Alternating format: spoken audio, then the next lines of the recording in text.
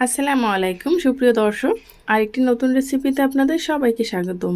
আজকে আমি তৈরি করেছি ঈদ স্পেশাল একটু ভিন্ন রকমের সেমাই রেসিপি। এই রেসিপিটা দেখা যায় আমরা সচরাচর তৈরি করি না, আমরা দেখা যায় লাচ্ছা সেমাই এবং ভিজা এবং ভুনা সেমাইটাই তৈরি করে থাকি। কিন্তু ঈদটা যখন আমাদের কাছে স্পেশাল, সেই স্পেশাল দিনে স্পেশাল কিছু তৈরি করাটাই মনে হয় ভালো লাগে। সেই জন্য এভাবে আমি একটি সেমাই রেসিপি আপনাদের মাঝে শেয়ার করব। আশা করি আপনাদের কাছেও ভালো লাগবে।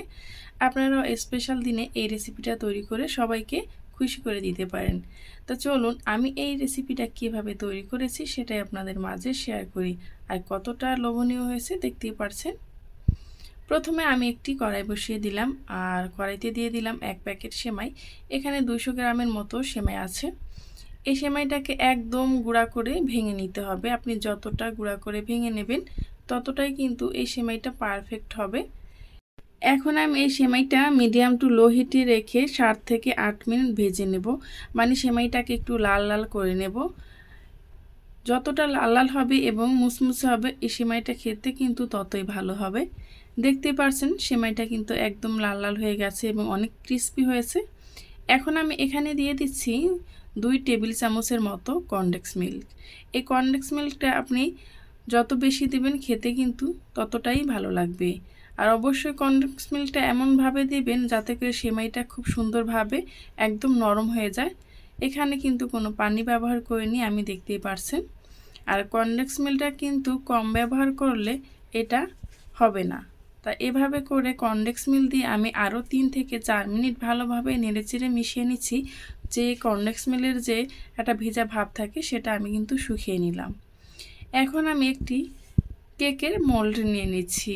আপনারা চাইলে কিন্তু যে কোনো বাটিতেও এটা সেট করতে পারেন, ছোট ছোট বাটিতে। এখন আমি কেকের মোল্ডে একটু তেল ব্রাশ করে দিচ্ছি যাতে করে সেমাইটা আমি সেট করার পর খুব সহজেই উঠে আসে। আর এই সেমাইটা কিন্তু গরম গরম সেট করতে হবে, ঠান্ডা হলে কিন্তু হবে না, তাহলে কিন্তু এটা শক্ত হয়ে যাবে। এখন আমি কেকের মোল্ডে চামচ দিয়ে কিছু দিয়ে খুব সুন্দরভাবে যে দেখতেই পারছেন চেপে চেপে দিচ্ছি। এটা কিন্তু একদম একটা পাখির বাসার মতোই দেখা যাচ্ছে, তাই না? এভাবে করে কিন্তু আমি সবগুলো দিয়ে দিচ্ছি। আপনার চাইলে এই কেকের মোল্ডে কিংবা বাটির নিচে পলিথিন যে থাকে সেটাও দিয়েও কিন্তু নিতে পারেন, যাতে করে খুব সহজে এটা উঠে যাবে। এই তো দেখতে পাচ্ছেন আমি কিভাবে চেপে চেপে দিচ্ছি। আর এই পর্যন্ত এসে যারা এখনও লাইক দেননি প্লিজ একটি লাইক দিয়ে ভিডিওটা কন্টিনিউ করবেন। আমার এই সেমাই রেসিপিটা যদি আপনাদের কাছে ভালো লেগে থাকে তাহলে আমার চ্যানেলটি সাবস্ক্রাইব করে পাশে থাকা বেল আইকনটা ক্লিক করে রাখবেন, যাতে করে কোনো রেসিপি আপলোড করা মাত্রই আপনার কাছে নোটিফিকেশন পৌঁছে যায়। এভাবে আমি সেমাইগুলো দিয়ে ফ্রিজে রেখে দিচ্ছি আধ ঘন্টার মতো। 30 মিনিট রেখে ফিরে আসছি। দেখুন 30 মিনিট পর এটা খুব সুন্দরভাবে সেট হয়ে গেছে। এখন আমি আপনাদেরকে একটু বের করে দেখাচ্ছি।